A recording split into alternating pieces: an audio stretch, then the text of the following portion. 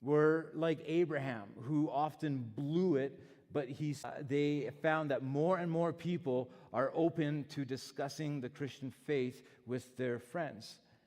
They found that 66% of people that they talk to are open to spiritual conversations. And 40% of those 66%, they are very open to spiritual conversations. So almost 2/3 of the people that Lifeway talked to said that they're open to talk with a friend about what it means to have a relationship with God. And so Jesus calls us to go, and this is about going and embracing our role as everyday disciples every day. But you know the Great Commission doesn't end at just us in our going. It leads to something else. In our going, as we go, we make disciples. So his commission, his great commandment here is not to just be disciples, but to go and make disciples. So that's the second one, is to disciple. Recently, I think I might have mentioned this before, there's been a bit of a vocabulary shift in my language when I'm talking about disciple and discipleship, or discipleship. I almost said a word that I didn't want to say there. And so for us, though, like I've moved from discipleship to disciple making. And intentionally, I've been doing discipleship. When we talk about discipleship, we usually just talk about me and, the Bible and a journal, and it's very, very vertical. But discipleship is disciple making.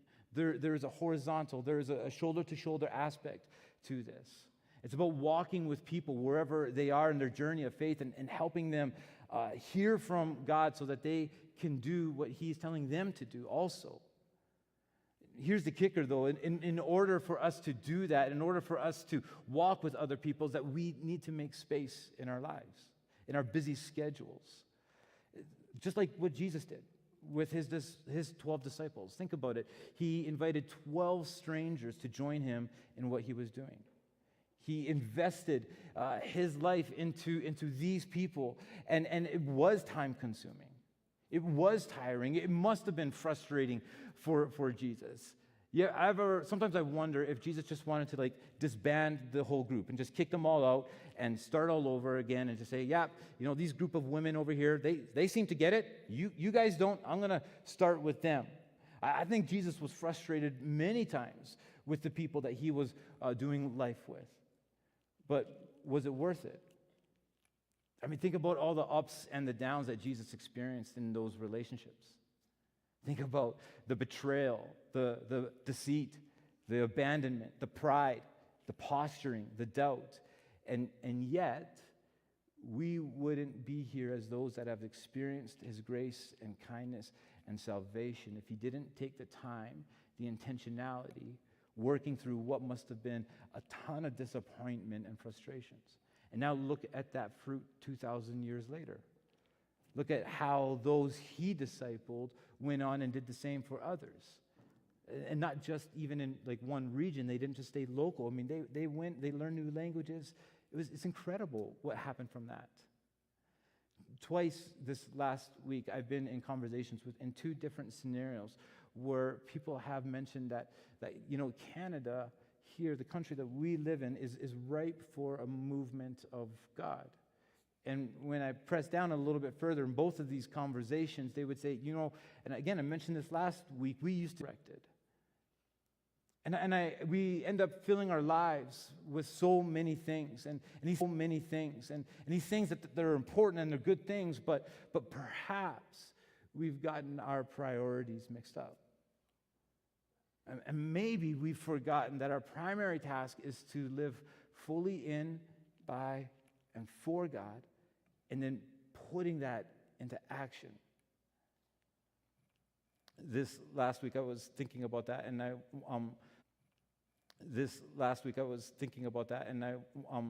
wanted to challenge myself to do this, and so I made it a priority that every morning when I went to work from 9 until 9:30, I would carve out just half an hour, and I did it intentionally in my work hours because I wanted to say, Lord, what is it that you want me to do in my work today? Not just in my life, not just the devotional reading that I would do in the morning, but in my work today, what is it that you are asking me to do? And so here's just a few things that came out of that time. I felt like God was asking me to put together a candy bag for a teenage girl whose parents were down in New York or Washington at a conference, and this particular girl had lost her sister to cancer a few years ago. Whenever she's away from her family, she gets really anxious, understandably so, and just felt like God was saying, go and encourage her, drop off a candy bag to her. Okay, I can do that. I felt one morning that I was to call up a friend and say, hey, can we deepen our conversations? And I talked about this a few weeks ago. Would you be interested in meeting once a month? And we can go through some accountability questions and just check in, like what is God saying to you? What is God saying to me? What's going on in your life? What are some things we need to be praying for with each other? I felt God asking me to check in with a few people that I've lost contact with over the course of the years. I also felt God was asking me to forgive a deep wound that's been festering. Of disciple making, it leads to baptism. And so we've talked about this quite a bit before, but he says, therefore go, make disciples of all nations, baptizing them in the name of the Father, Son, and the Holy Spirit. Again, I mentioned this earlier, but baptism is such an important mark in the life of a believer. If you ask any believer, do you remember when you got baptized? They'll say, yeah, I remember that moment. I remember the day, not the date. I'm really awful with dates, but I remember the day when I got baptized, and it was foundational to my walk with God. Right? Dale, do you remember when you got baptized? Yes. You do. Dale, do you remember when you got baptized? Yeah. Does anyone remember the date they got baptized? Their actual date? You remember? What date was yours? October 13th. That's next week. Well, there you go. We're going to celebrate. We'll have it. He calls us to take that step ourselves, but you can see here he calls us to help others take that step too. And Jesus calls us to baptize, I want to ask you in your life, who is it in your life that you could encourage to be baptized? Who might be already thinking about it, and all they need is a little nudge from you, a little encouragement from you to finally go through with what Jesus asked us to do and to get baptized. So baptism, that's the third thing. The fourth word in this is teach. And this is how Jesus kind of closes off the Great Commission. It says, teaching them to obey all that I've commanded you. For most of us here, we don't see ourselves as teachers. But what Jesus isn't talking about, he's not talking about somebody that's going around and enlightening everybody, but he's just talking about helping others follow Jesus. And so Frederick Dale Bruner, he's a theologian and writer, and he puts it this way. He says, making disciples means we work with people over a period of time in the simple educational process of teaching Jesus. So how do we teach Jesus? We read Scripture with. Who am I walking with? Who am I doing this with? Who am I teaching the way of Jesus to? Because Jesus calls us to teach people to obey, and the whole purpose of this is that we would be people who are obeying what Jesus has said and is saying, and then pass it on. So are we passing on what we're learning? Are we passing on what we've been taught? I mentioned last week that I said I think it's time for Chronicles of all places. I was just doing my devotions and I was reading through Chronicles, and the first 10 chapters of Chronicles, it's all about generational lineage. It's all family lines. It's the product of God's command to be fruitful and multiply. And so you have these family lines that you can read all about in the first 10 chapters of Chronicles there, and they're traced all the way back to their origin, and not just the nation of Israel, but other nations, other family trees as well are recorded there. You can see like the Edomites and the Moabites and the Ishmaelites, like people that have wronged Israel, and also people who Israel wronged. And it was really a profound moment for me where I recognized that our lineage matters. What has been passed on to me, I pass on to you. Who are you passing it on to? So we've been talking about this concept of disciples who make disciples. And I came across this, an example of a church that passed on to others what was taught to them. And so I have this slide here. And can you go to the slide, that mind map slide, the next one over, I think? Nope. Nope. One more. Nope. One more. There you go. So we're going to go in reverse order with that, okay? So I know you can't read the words there. That's totally fine, though. But what this church did, so this is Forest Meadow Baptist Church, in 10 years, from 2004 to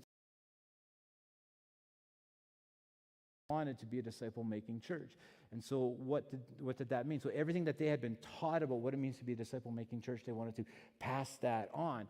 And so you can see that right in the center there at Forest Meadow, that's the kind of the square blue text there. So they started to work with their midweek groups, their community groups. We call them I Am Second groups. They looked at planting some other like missionaries. And sometimes they were able to plant a legacy church, kind of like this one, where people would gather on a Sunday. And sometimes they were able to send people overseas.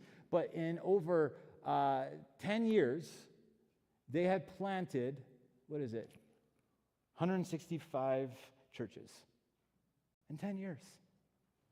Isn't that incredible? Each one of those lines there represents a different church. And remember what we talked about, what a church was last week, the macro sense.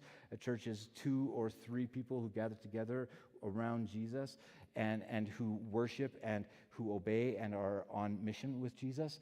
And so they kind of took that definition and they said, we just want to keep on multiplying and we want to be making disciples. And I don't know if that church grew as a church on its own. I have no idea. That wasn't the point.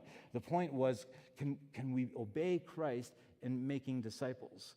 And then they ended up 10 years later with churches all across the country and all across the world, really. I go to the slide previous.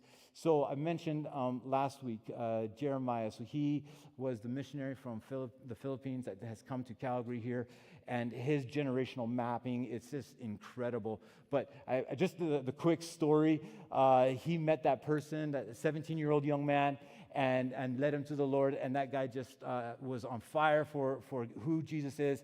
And he taught him how to explain the gospel, what God has done in his own life. And he said, can you share this message with 5 people in 3 days?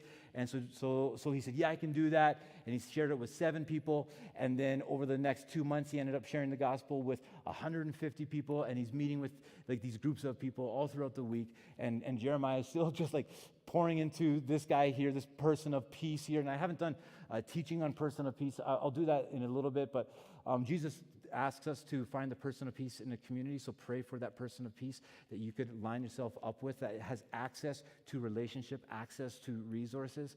And so that's been Jeremiah's prayer, and just incredible. In 2 months, he's had over 150 gospel conversations and is with meeting people throughout the week. Go to the slide previous to that. So then I started thinking about this whole mapping thing. I was like, well, what's my map? Do I have a discipleship map? And I've been kind of leaning more into this intentional disciple making in the last 8 months here, I would say. So I kind of broke down my map, and it's very incomplete, and I'm right at the very beginning of this. But I did on the right here is how I used to focus.